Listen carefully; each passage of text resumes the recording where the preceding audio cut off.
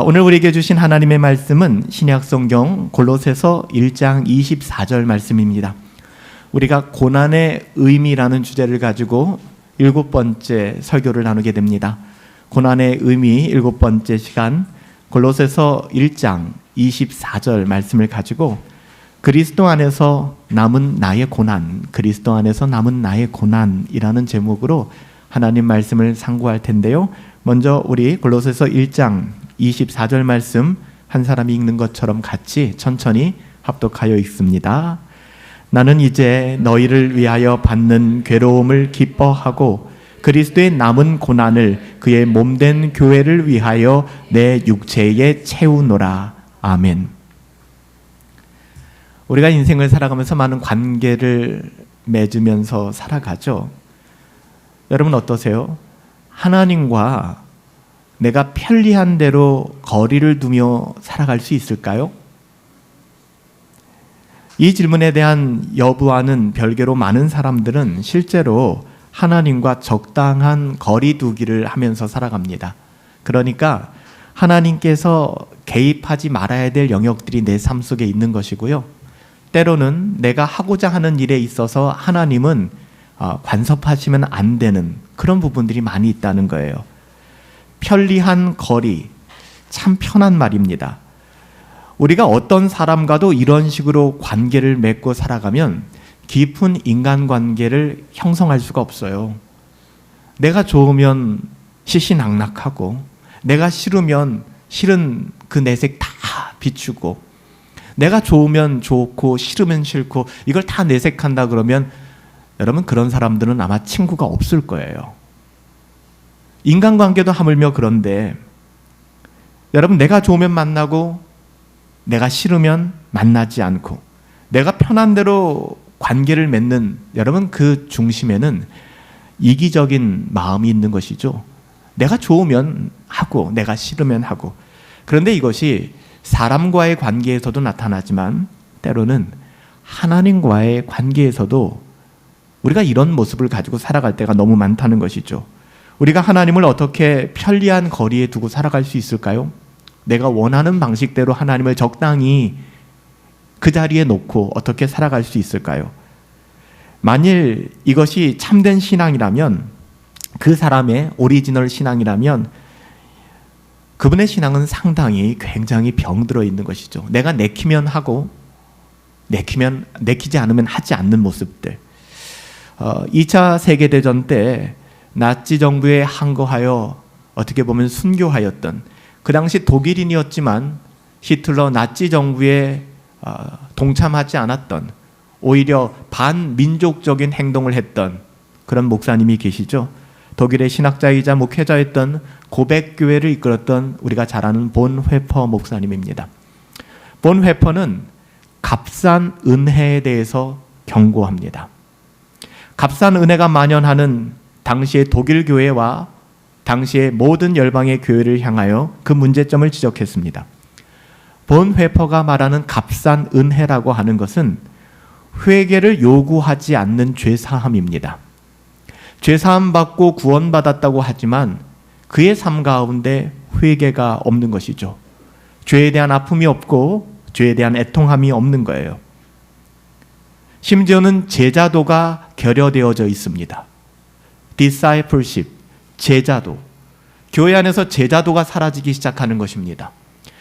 교회에 참석해서 적당히 정제되어 있고 세련된 메시지를 듣고 성경과 신학의 지식들을 쌓아가는 것은 좋아하지만 제자가 되어지고 순종하며 경건을 추구하는 삶에 대해서는 무감각해지는 것입니다. 그리스도를 따라가지 않는 은혜를 이야기하지만 그리스도를 따라가지 않는 전혀 그리스도에서 발생하지 않은 은혜를 붙잡고 교회가 살아갔다는 것입니다. 그래서 나오게 된 것이 십자가 없는 은혜, 고난 없는 은혜를 이야기합니다. 본 회퍼는 이것을 값싼 은혜주의라고 이야기를 했습니다. 당시 독일의 교회가 그랬습니다. 그들의 민족 지도자 아돌프 히틀러를 바라보며 열방을 독일이 게르만족이 차지할 수 있다라는 민족주의에 빠져서 당시에 많은 기독교인조차도 여기에 가세하고 교회가 그렇게 타락했죠. 교회의 모양은 있지만 정치화되어 버렸고 인본주의적으로 타락했고 자신들의 감정만을 이야기하는 은혜 없는 교회, 값싼 은혜를 추구하는 교회로 변질되었다는 것입니다. 어떻게 보면 이것이 하나님을 적당한 거리에 두고 신앙생활을 하려는 태도에서부터 시작된 것이죠. 하나님 이 문제에 대해서는 개입하지 마세요. 이 문제에 대해서 하나님 개입하시는 건 제 마음이 굉장히 어렵습니다.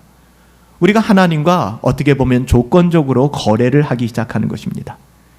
이런 값싼 은혜가 가득 차게 되면은 교회라고 하는 것이 고난을 감당하지 못해요. 그래서 교회라고 하는 것은 고난받기를 싫어하는 사람들의 모임이 되고요.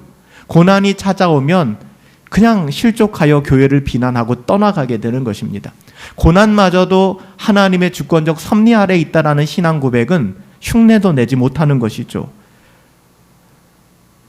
이런 값싼 은혜는 교회를 어떤 고난도 감당할 수 없는 무기력한 맥 빠진, 그래서 교회가 너무 연약해져 버리는 거예요.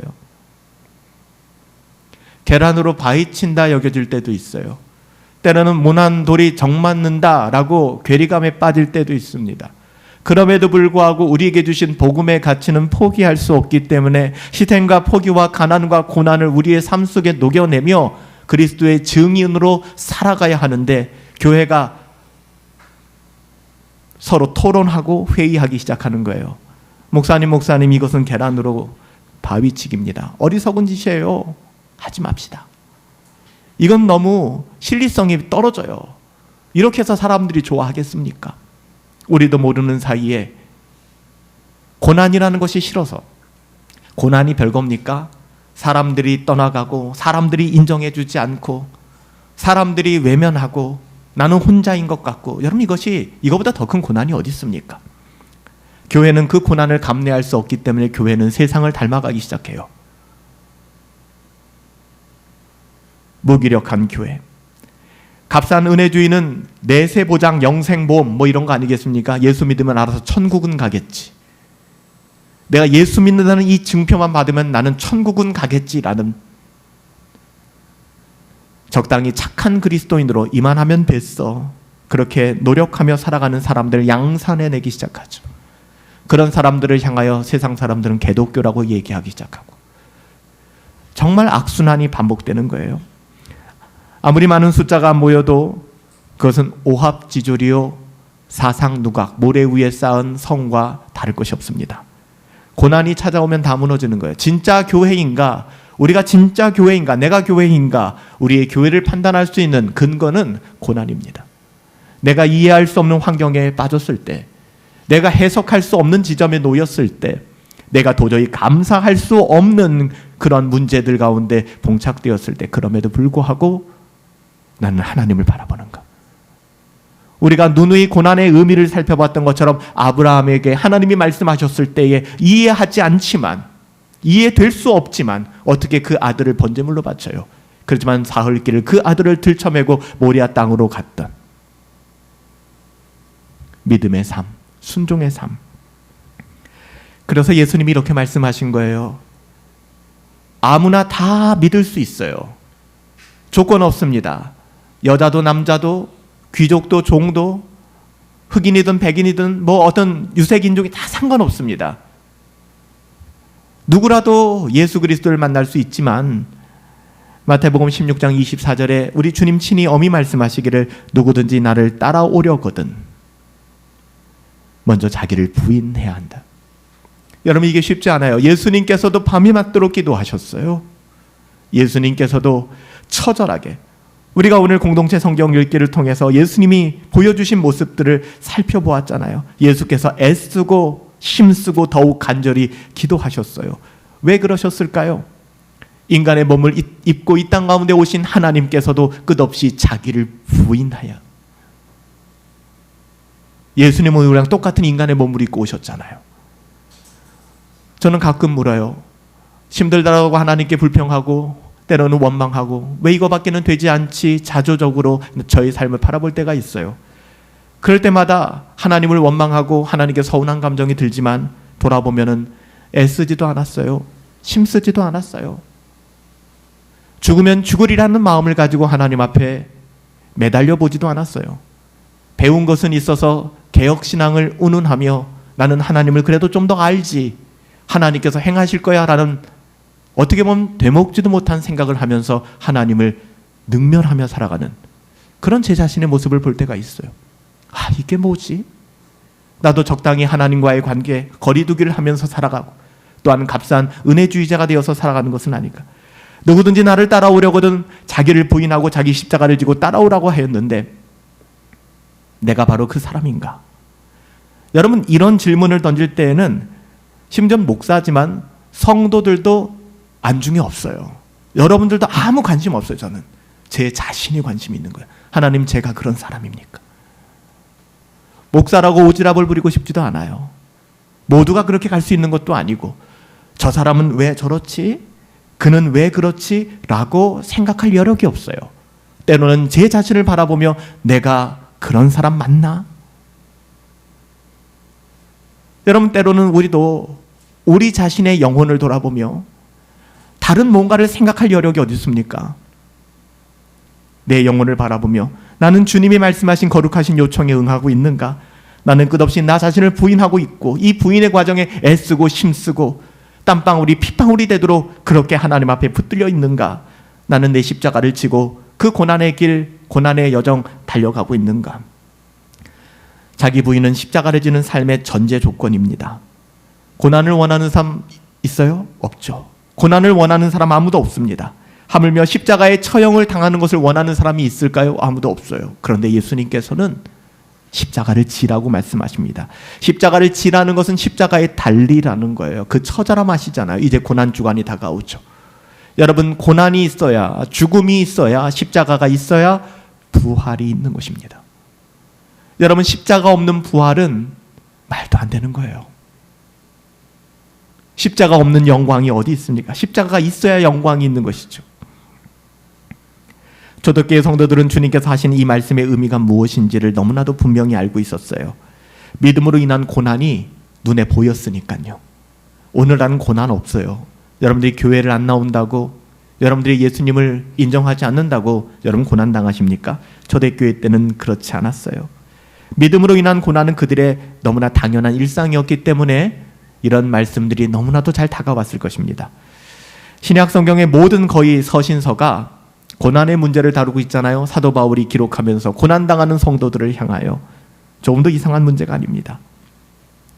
고난을 회피하는 값싼 은혜 기독교의 가지는 정말 심각한 문제입니다.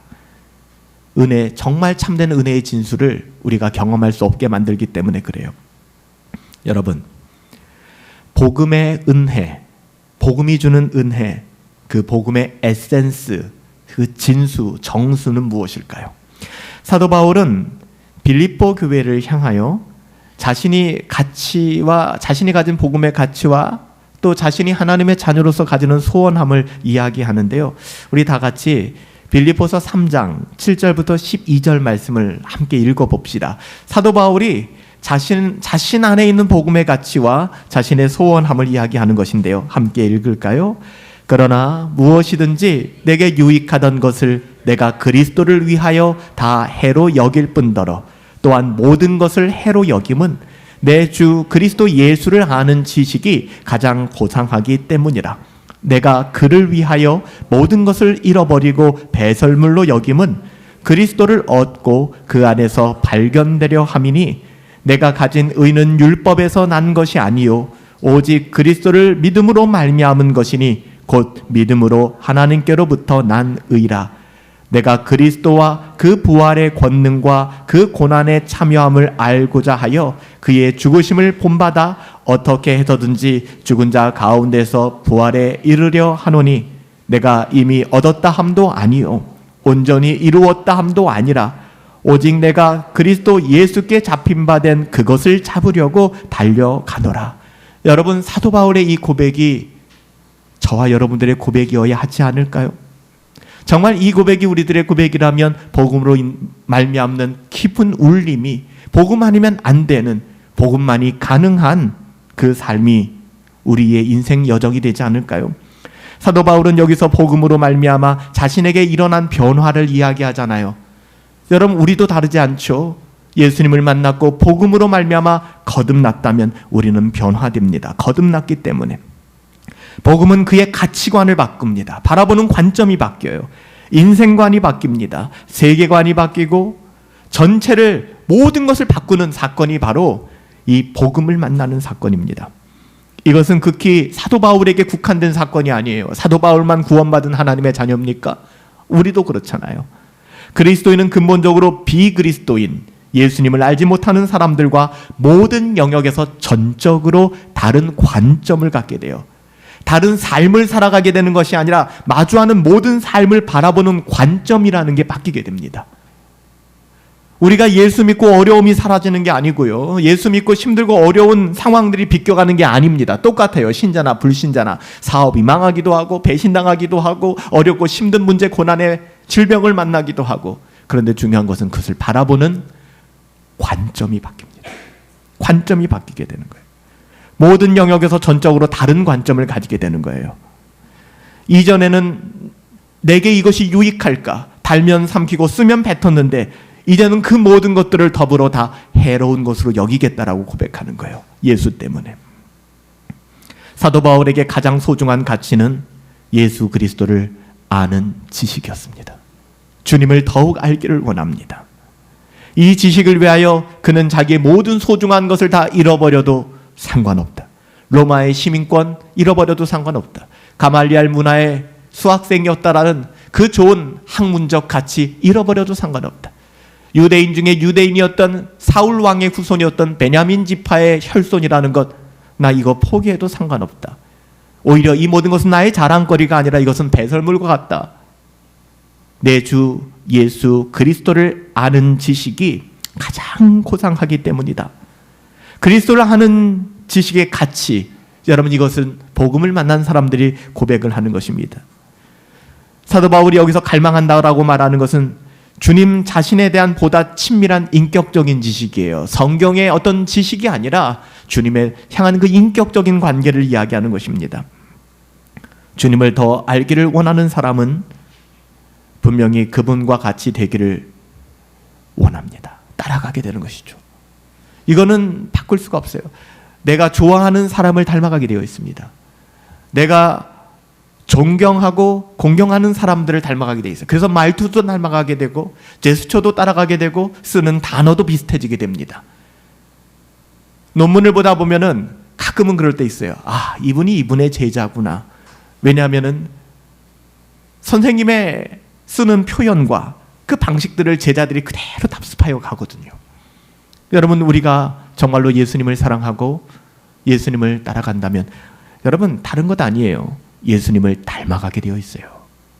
예수님을 카피하기 시작합니다. 예수처럼 살아가려고 애쓰기 시작합니다. 가장 중요한 것 중에 하나가 무엇입니까? 빌립보서 3장 10절에서 얘기하는 것처럼 그의 고난에 참여하고 예수님의 영광을 이야기하기 전에 그분이 걸어가셨던 비오돌로사의 그 거리, 십자가를 지고 걸어가셨던 왕 대신 예수님이 십자가를 진다니요. 이건 상상할 수 없는 일입니다. 왕과 십자가가 어떻게 같이 논의될 수가 있겠습니까? 그런데 왕 대신 그분은 가시면류관을 쓰시고 십자가를 지고 걸어가셨습니다. 여러분 어떻게 생각하세요? 사도 바울이 그토록 간절히 담기 원했던 것은 나는 예수님 우편, 예수님 좌편이 아니었습니다. 그분의 고난에 참여하고 그의 죽으심을 본받는 것. 사도 바울은 단지 그리스도의 부활의 능력만을 배우겠다라고 얘기하지 않고 고난에 참여하겠다, 그의 죽으심을 본받기를 원한다라고 얘기합니다. 우리가 그리스도를 닮으면 닮을수록 세상 사람들, 그러니까 그리스도를 이해하지 못하는 사람들은 우리를 향하여 욕을 하고 비난할 확률이 굉장히 높아집니다. 왜냐하면 그들은 예수님을 미워하기 때문에 그래요. 우리가 예수님을 사랑하고 예수님 편에 섰을 때 우리는 사람들로 인하여 공중의 권세 잡은 자들이 주관하는 이 세상에서 핍박을 당할 가능성이 매우 높습니다. 그렇지 않았으면 좋겠는데 그렇더라고요. 그거 알고 있어요, 사도 바울도. 내가 어떤 스탠스를 취하면 사람들이 좋아하겠구나, 내가 어떤 설교를 하면 사람들이 환영하겠구나를 사도 바울은 알고 있었어요. 그런데 사도 바울은 그것을 따라가지 않았다는 거예요. 마치 고백교회를 인도했던 본회퍼, 그는 독일인이었어요. 게르만주의에 빠져가지고서 자기의 민족주의에 그 히틀러와 야합해서 정권을 창출해내고 권력을 창출해내고 그런 야망을 실현시킬 수 있는 위치였습니다. 그럼에도 불구하고 그는 그것을 거절했어요. 그리고 은혜의 복음 가운데 회개를 명명했죠. 그에게 주어진 삶은 무엇이었습니까? 아주 젊은 나이에 그는 감옥에서 순교하였습니다. 누군가는 그렇게 이야기합니다. 계란으로 바위치기 아니냐. 겉봐라, 모난돌이 정 맞지 않았냐. 꼴 좋다. 이런 이야기 들을 수 있습니다. 때로는 들을 수밖에 없어요.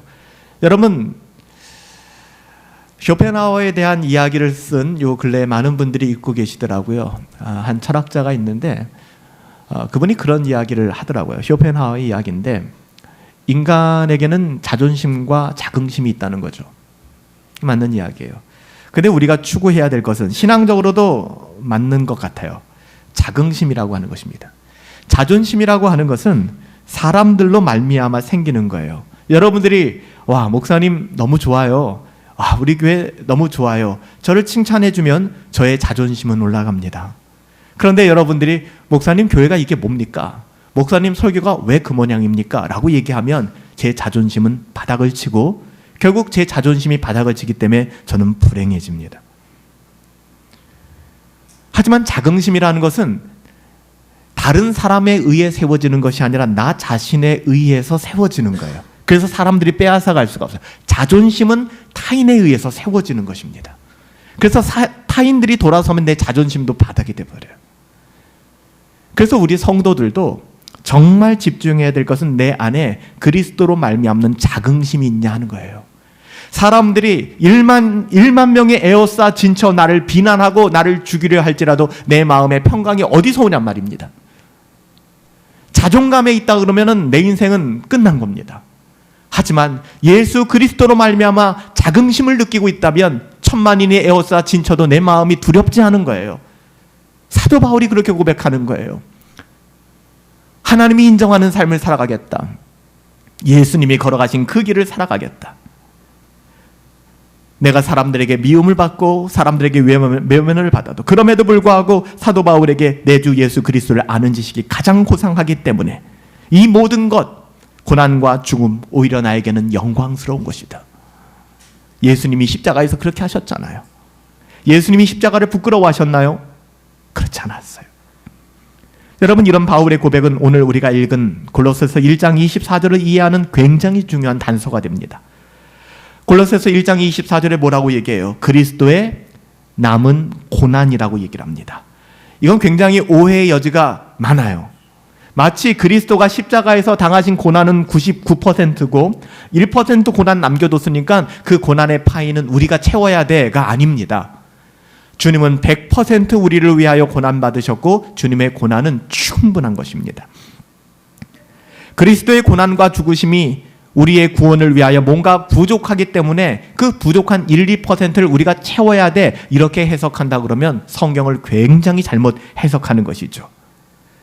여러분, 우리가 어떻게 그리스도의 남은 고난을 완성해 가겠습니까? 그런 의미가 아니에요. 그렇다면 그리스도의 남은 고난은 우리가 채워가야 한다. 이 의미는 어떤 의미로 사도 바울이 골로새 교회에 이야기한 것일까요? 여러분, 주님께서는 십자가에서 죽으심으로 택하신 백성을 구원하셨습니다. 구원을 완성하셨습니다. 그 구원 사역에 택하신 하나님의 자녀들에게 이 구원 사역이 전해지는 방식이 있는데 이 전해지는 방식에는 고난이 녹아져 있어요. 그렇게 안 하셔도 되는데 하나님이 그렇게 정하셨어요. 그래서 전도한다는 것, 복음을 전한다고 하는 것이 이게 좀처럼 쉬운 일이 아닙니다. 더 나아가 하나님의 자녀답게 살아낸다는 것도 이 고난을 통과하지 않고선 쉽지가 않은 거예요. 그런데 하나님께서 왜 고난이라는 것을, 하나님 자녀다운 삶을 살아가면 고난을 당할까요? 왜 복음의 증인이 되면 고난을 당할까요? 하나님께서는 이 모든 것, 이 고난이라고 하는 것이 하나님의 자녀다움을 추구하고 또한 복음의 가치를 누리는 데 있어서 중요한 것을 알기 때문에, 누구보다도 그것을 잘 아시기 때문에. 그래서 여러분 알고 계시죠? 성경의 신약 성경에 나오는 증인이 되어라, 땅 끝까지 이르러 증인이 되어라 라는 증인은 마르티스라는 것인데요. 헬라어로, 그리스어로 이 마르티스라는 말은 증인도 되지만 순교자의 의미가 있습니다. 그럼 마르티스는 순교자예요. 왜 이런 말이 생겼을까요? 우리가 예수 그리스도의 증인이 되면 당신은 죽을 수밖에 없었던 거예요. 그래서 마르티스에는 순교자 그리고 증인의 의미를 둘 다 담게 되는 것이죠. 고난이 들어있는 거예요. 그리스도의 남은 고난을 너희가 채워라 하는 것은 그리스도가 완성하신 그 복음을 이제는 너희가 누리는 것처럼 너희가 그 복음의 증인이 되어서 그리스도를 알지 못하는 사람들에게, 하나님이 택하신 자들, 아직 그렇지만 복음으로 각성치 못한 자들에게 복음을 전하라라고 말씀하시는 것입니다. 우리는 바울이 다마스커스로 가는 길에 부활하신 주님을 만났던 사건을 잘 알고 있을 것입니다. 이때 예수님께서 뭐라고 얘기합니까? 사울아, 사울아, 내가 어찌하여 나를 핍박하느냐, 박해하느냐. 너무나도 잘 아는 사건이죠. 이때 사울이 묻습니다. 주여, 퀴리오스, 누구십니까? 주님은 말씀하십니다. 나는 네가 박해하는 예수라. 여러분, 이 말씀을 보면은 주님께서 하신 말씀을 우리가 주의 깊게 보시면 주님이 교회와 당신 자신을, 예수님 자신을 지금 동일시하고 있다는 것을 우리는 확인하게 됩니다. 때로는 우리가 예수 그리스도로 말미암아 고난을 당하여 힘들고 어려워질 때가 있습니다. 이것은 여러분들이 당하는 고난이기도 하지만 이것은 예수님이 당하시는 고난입니다. 여러분, 사울은 생각했을 것입니다. 거듭나기 전에 바울은 생각했을 것입니다. 난 단 한 번도 예수를 만난 적이 없고 예수를 박해한 적이 없는데, 난 예수를 믿는 사람들, 교회를 박해하고 다녔는데 왜 지금 예수님은 내게 나를 박해한다고 말씀하실까? 여러분, 우리가 예수님 안에 거한다면 이 세상의 삶은 고난일 수밖에 없는 거예요. 더불어 우리가 당하는 고난은 예수님이 당하신 고난과 다른 것이 아니라는 것입니다. 여러분, 여기서 우리가 발견하게 되는 건 뭐예요? 너희가 남은 고난을 채워라. 우리가 새롭게 어떤 고난을 만들어 가라는 것이 아니라 그리스도 안에 거하게 될 때 우리가 경험하게 되는 고난. 교회와 주님은 연합된 몸임을 보여주는 것이죠. 특별히 교회가 고난 가운데 있을 때 주님께서 교회와 함께 고난 받으시는 그리스도의 고난에 참여함. 사도 바울이 교회를 공격할 때 거듭나기 전에 그리스도와 교회는 하나였습니다. 그래서 오늘 본문에서 그의 몸된 교회를 위하여 내 육체에 채우노라라는 말이 나오는 거예요.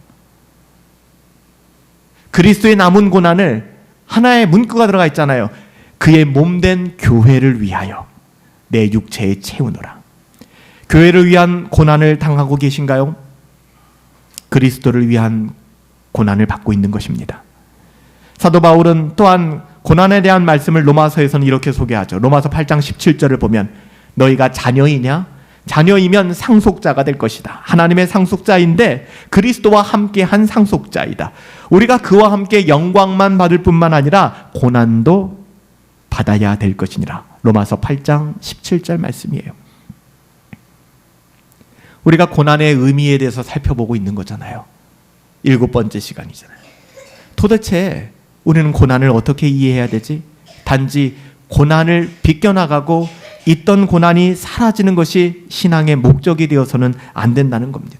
우리 안에 있는 고난, 심지어는 사도 바울이 그리스도 안에 있는 그 남은 고난을 교회를 위하여 내 육체에 채운다라고 얘기하는데 이 의미가 무엇인지를 알지 못한다면 우리는 고난 앞에서 계란으로 바위치기를 멈추게 될 것입니다.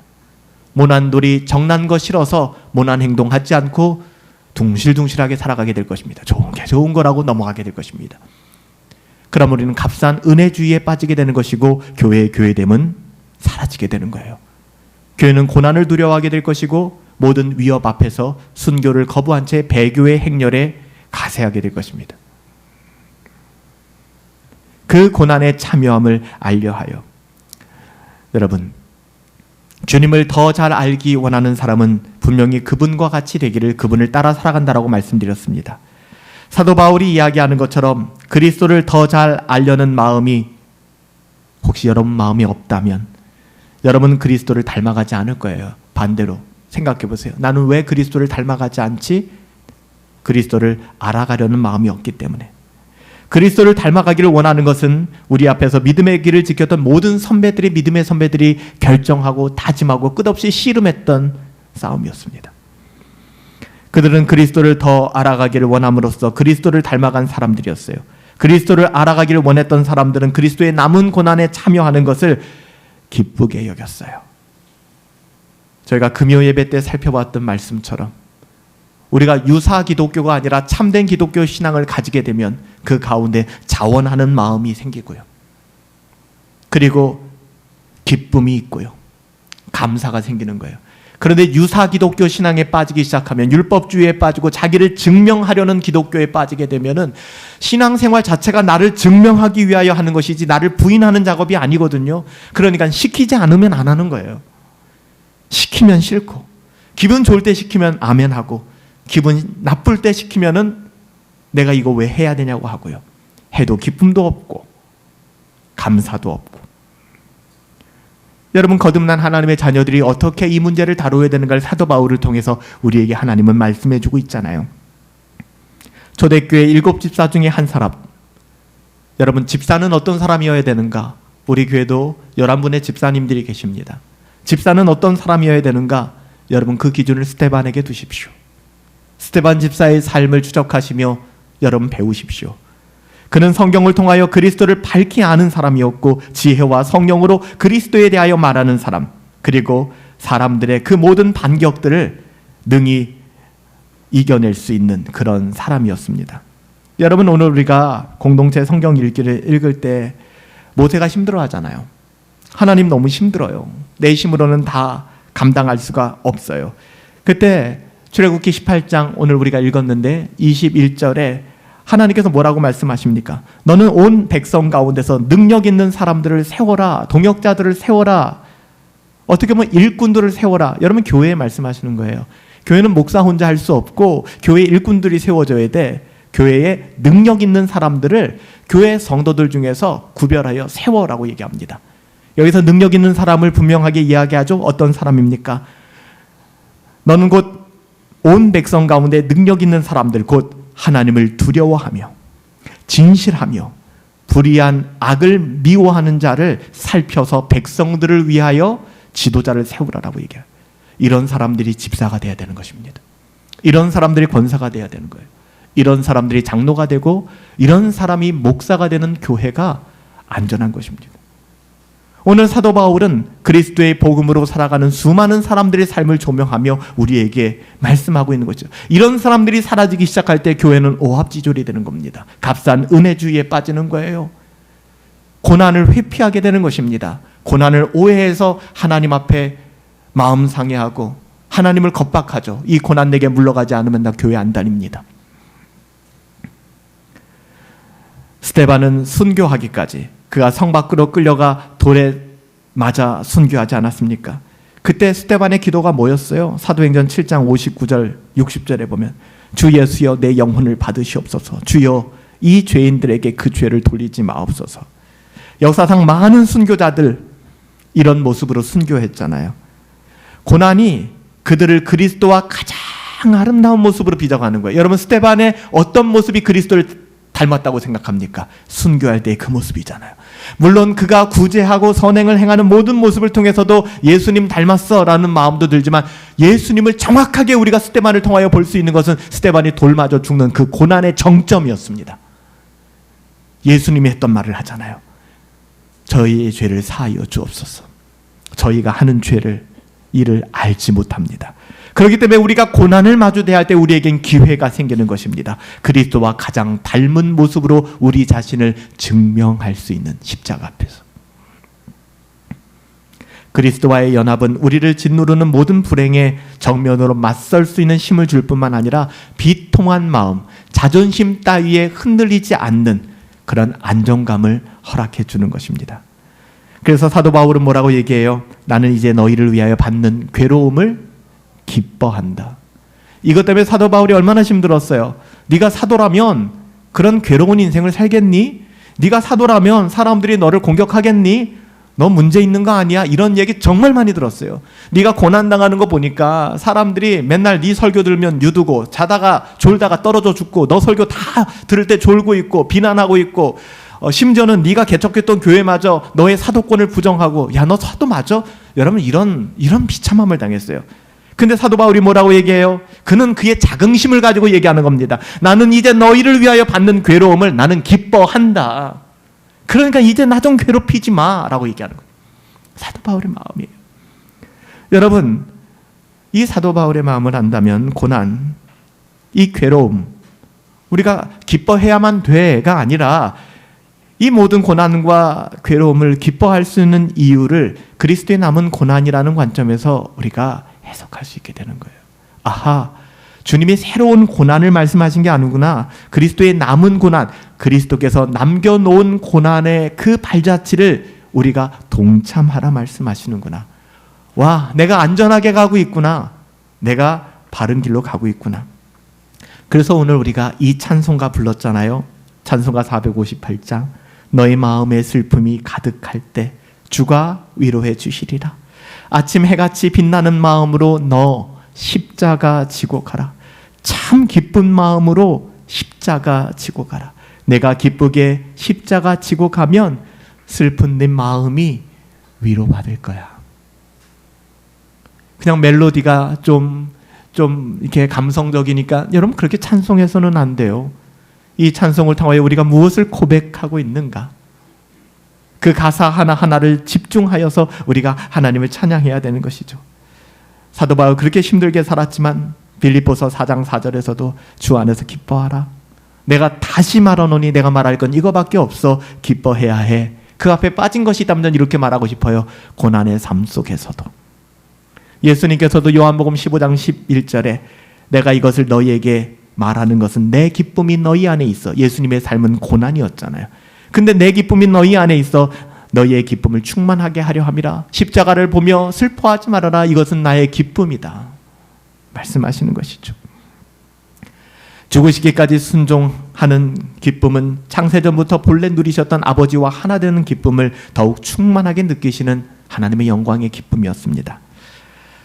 여러분, 우리가 그리스도의 남은 고난을 우리 육체 안에 채울 때 우리가 믿음으로 말미암아 주 예수 그리스도를 섬기는 일로 인하여 그리고 교회를 위하여 때로는 고난을 받을 수 있다면 우리는 그 어느 때보다도 더 놀랍게 예수님과 하나 되는 그리스도와 연합되는 기쁨을 누리게 되는 거예요. 혼자라고 생각하지 마세요. 괴리감에 빠져서 이게 맞나 생각하지 마세요. 그게 맞아요. 예수님으로 인하여 여러분 그렇게 살아가신다면 그 어느 때보다도 우리는 그리스도의 더한 위로를 경험하게 될 거예요. 그 어느 때보다도 우리는 더 감사하고 감격하게 될 겁니다. 그리스도의 남은 고난에 동참한다는 사실을 알게 된다면 이것이 사도 바울이 고백한 신앙 고백, 그리스도의 남은 고난에 참여하기를 원하는 마음이었습니다. 그래서 바울은 기쁘고 즐겁게 자신에게 유익하던 모든 것들을 배설물로 여기고 주 예수님을 더 깊이 알기를 원한다. 그것이 고생길이지만 그리스도 안에서 그리스도의 발자취를 따라 아로새겨진 고난의 흔적, 우리 모두도 녹록지 않지만 즐거운 마음으로 십자가 지며 따를 수 있게 되기를 예수님의 이름으로 축복합니다. 살아계신 아버지 하나님, 우리들에게도 이런 기쁨이 필요합니다. 우리도 주로 인하여 받게 되는 수많은 고난의 자리들, 이것을 통해 더욱 그리스도와 하나됨을 경험하게 하시고 세상이 줄 수 없는 참된 기쁨과 즐거움을 누리게 하여 주십시오.